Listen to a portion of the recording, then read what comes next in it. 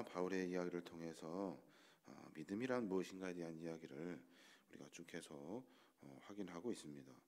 어제 우리가 이스라엘 백성들의 이야기를 보면서 바울의 이스라엘 백성을 향한 그 심정을 우리가 한번 고민해 봤습니다.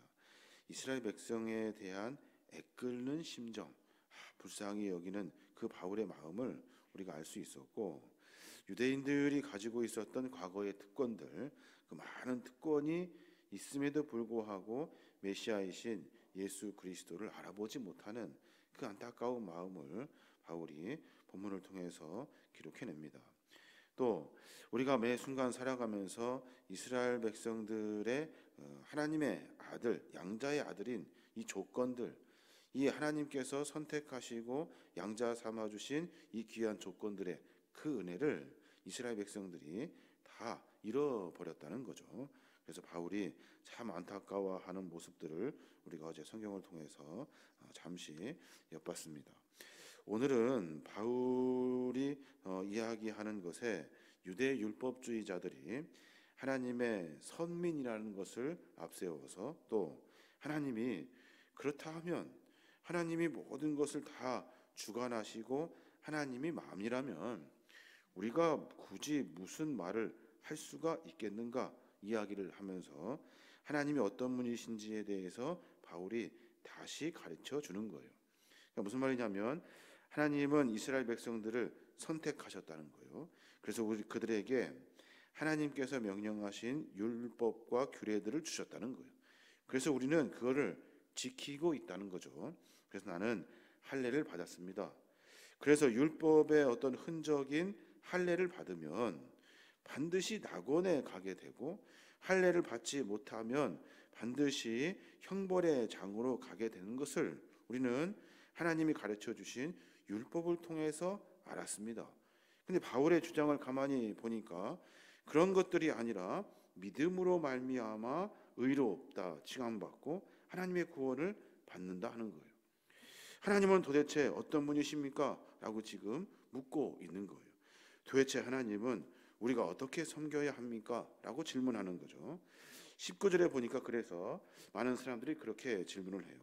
혹 내가 내게 말하기를, 그러면 하나님이 어찌하여 허물하시느냐? 누가 그 뜻을 대적하느냐 하리니? 라고 말해요.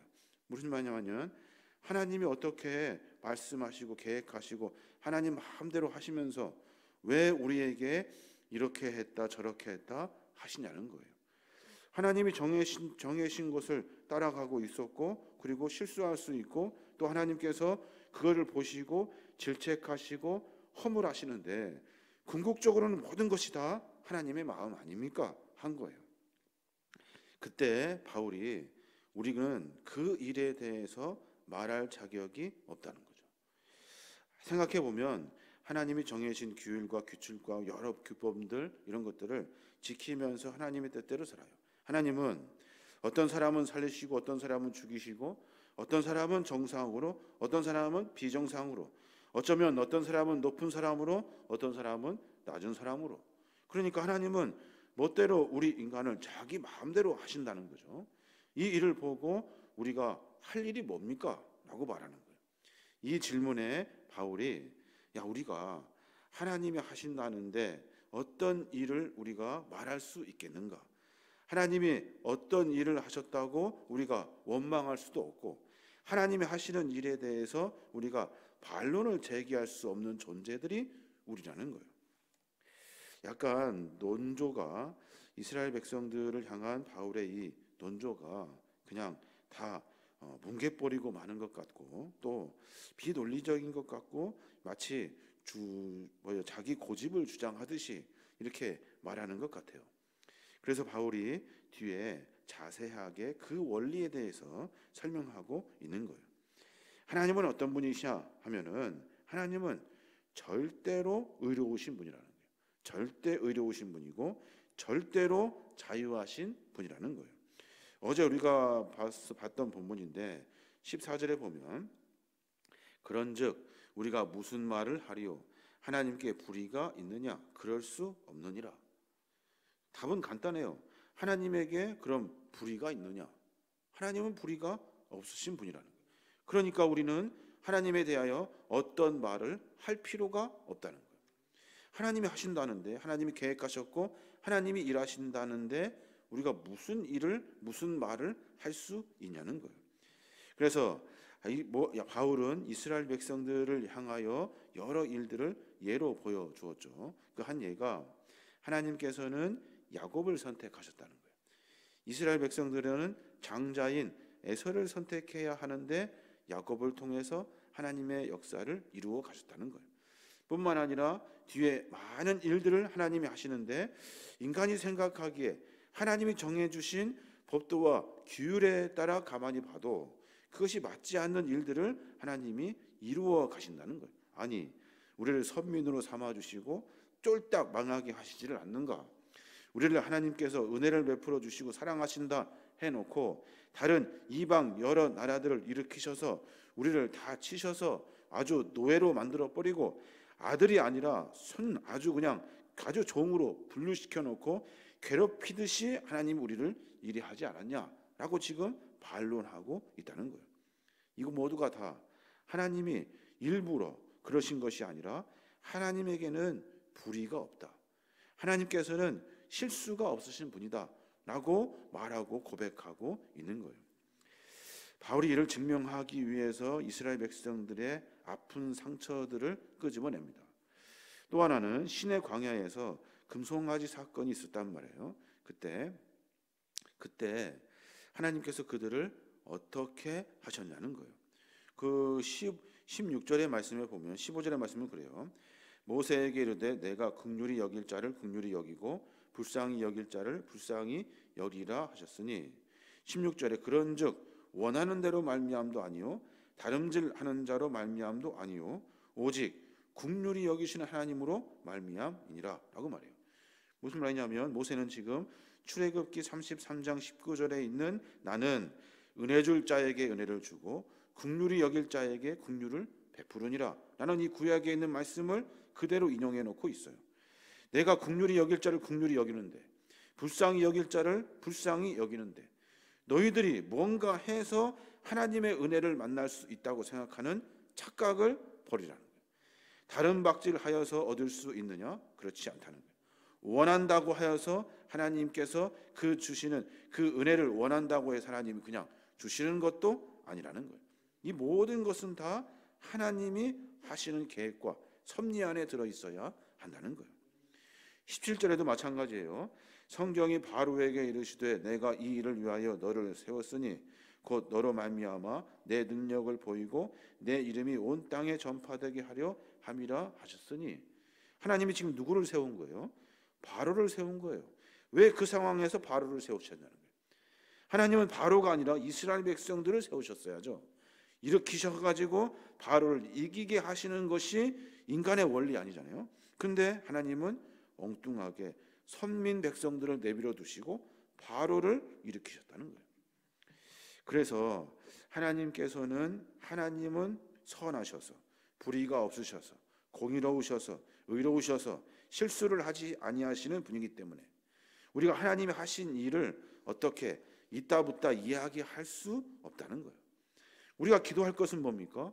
우리가 기도할 것은 하나님 나를 좀 세워서 일으켜서 세상이 생각과 방법으로 높아지고 좋아지고 많아지고 귀해져서 세상 사람들의 존귀를 받을 수 있도록 나를 이용해 주십시오.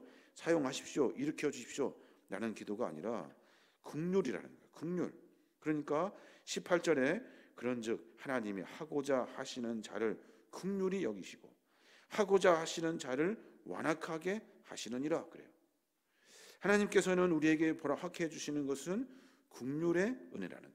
이 긍휼의 은혜를 만나는 것이 우리가 하나님의 은혜를 만나는 방법이다라고 말하고 있는 거예요. 그러니까 정해놓은 율법을 잘 지켜서 내가 하나님의 은혜를 만나는 것이 아니라는 거예요. 정해진 율법을 잘 지켜서 다른 사람들 정죄하며 내가 높은 척 하는 것이 하나님 보시기에 참되지 않다는 거예요. 바울이 이스라엘 백성들에게 우리가 만나게 될 은혜는 하나님의 긍휼의 은혜라는 거예요. 생각해서 우리는 제사를 지내야 되고 중보자를 통해서 기도해야 되고 많은 제물을 드려야 되는 수많은 율법의 규례들을 하나님이 지켜라 지켜라 안 하면 너희를 어떻게 할 것이다 라고 말씀하시는 규례인 것처럼 착각하지만 이스라엘 백성들을 구원하시기 위해 전혀 다른 방법인 예수 그리스도를 이 땅에 보내어 주셨다는 거예요. 묻지도 따지지도 않고 얼마 들였니, 뭘 했니, 얼마큼 노력했니, 너 할례 했니 안 했니를 묻지 아니하시고 예수 그리스도를 하나님의 아들로 너를 구원하실 예수 그리스도로 십자가에서 우리의 죄를 위해 하나님의 거룩한 죽음의 대열에 서시고 부활하신 나의 구원자로 받아들이고 있는 믿음이 있는가 하는 것을 묻고 계시는 거예요. 그래서 그 질문에 답할 수 있을 때 하나님의 경륜, 하나님의 그 일하심을 깨달을 수 있게 된다는 거예요. 오늘 바울이 여러 이야기들을 지금 하고 있습니다. 우리가 궁극적으로 하나님께 구해야 할 은혜는 국률의 은혜예요. 하나님 나를 좀 불쌍히 여겨 주십시오. 이게 우리가 기도해야 할 일이라는 거예요. 마치 토기장이가 진흙으로 뭐를 만들어요. 토기장이가 진흙 한 덩이를 놓고 만들 때 자기 마음이죠. 식수를 담을 그릇 만들면 돼요. 그 진흙은 식수 그릇이 되는 거죠. 오물을 담을 그릇이 만들고 싶으면 만드는 거예요. 그리고 나서 오물 담는 그 그릇이 나 왜 이렇게 만들었냐고 말할 수 없다는 거예요. 오로지 우리는 하나님의 긍휼의 마음, 우리 피조물들은 하나님의 긍휼의 마음으로 말미암아 삶을 살아가고 있다는 거예요. 그러니까 늘 기도할 때 하나님 나를 좀 불쌍히 여겨 주십시오. 나에게 긍휼의 은혜를 베풀어 주십시오. 하나님의 계획, 하나님의 섭리, 하나님의 예지, 하나님이 하고자 하시는 일들 많이 있는 줄 압니다. 그런데 하나님 그 가운데 나에게 긍휼이 필요합니다. 불쌍히 여기는 마음이 필요합니다.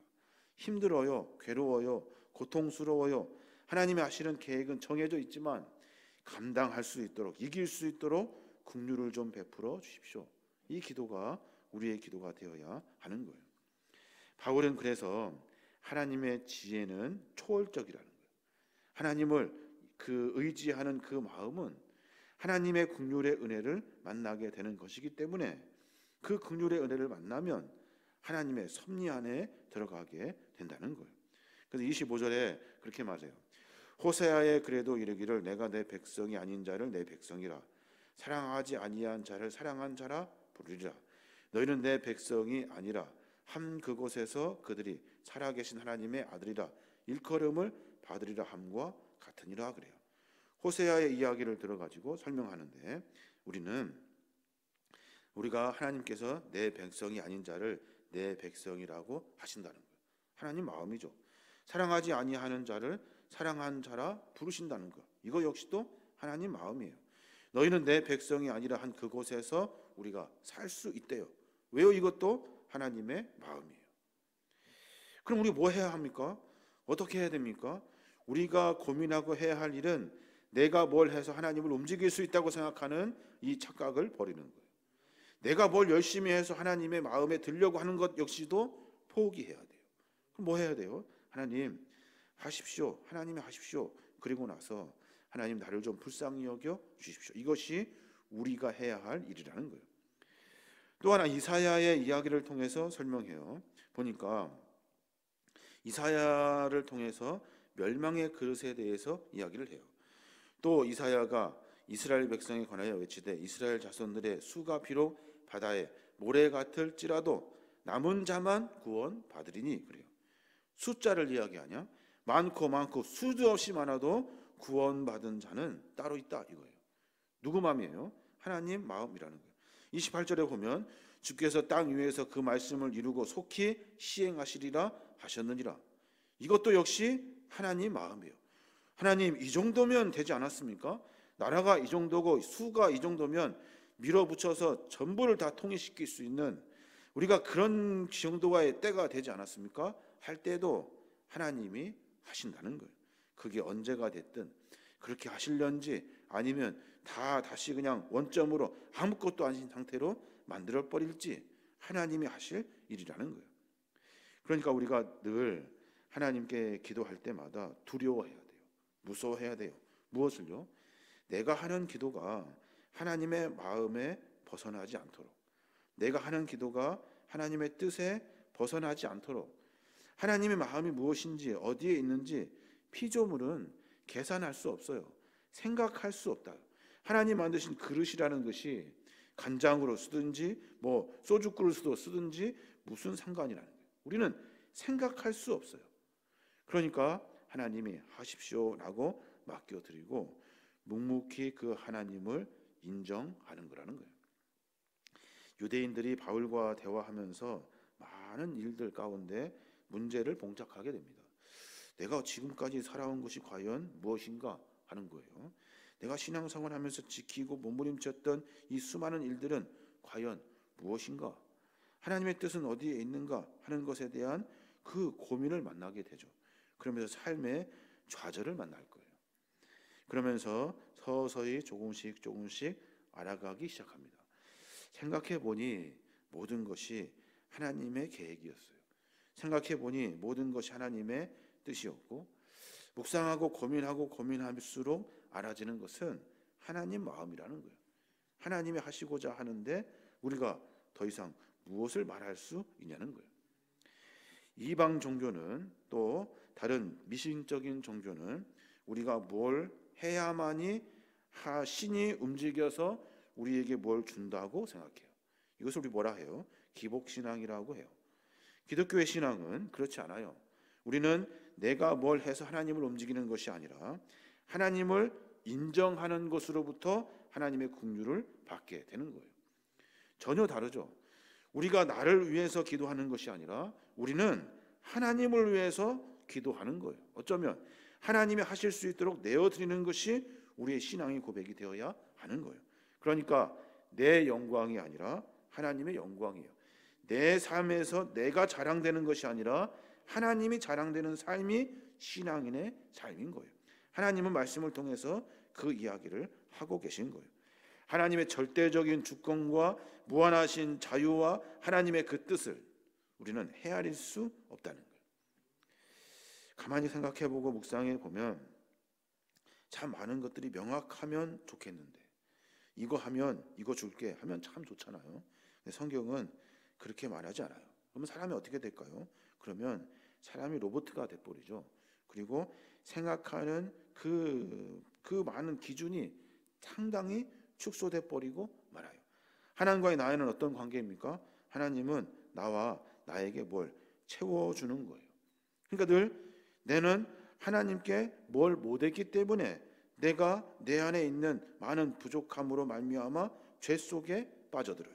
나는 그런 놈인가 보다, 안 되는가 보다, 나는 다른 사람들처럼 재물을 많이 드리지 못하니까 나는 이렇게 살 수밖에 없는구나. 바울은 그거 아니라는 거예요. 우리가 구할 것은 하나님의 긍휼의 은혜라는 거예요. 누가 됐든지 뭐가 됐든지 간에 하나님의 그 긍휼의 은혜를 구하면 하나님께서는 우리를 하나님의 뜻 안에서 긍휼의 은혜로 만들어 가신다는 거예요. 이게 바로 하나님의 방법이라는 겁니다. 오늘 바울은 유대인들과 많은 대화를 나누면서 여러 이야기들을 해 나갑니다. 이제 내일부터 또 이제 많은 이야기를 다시 하게 될 텐데, 우리의 삶 속에서 고백해야 될 것이 있습니다.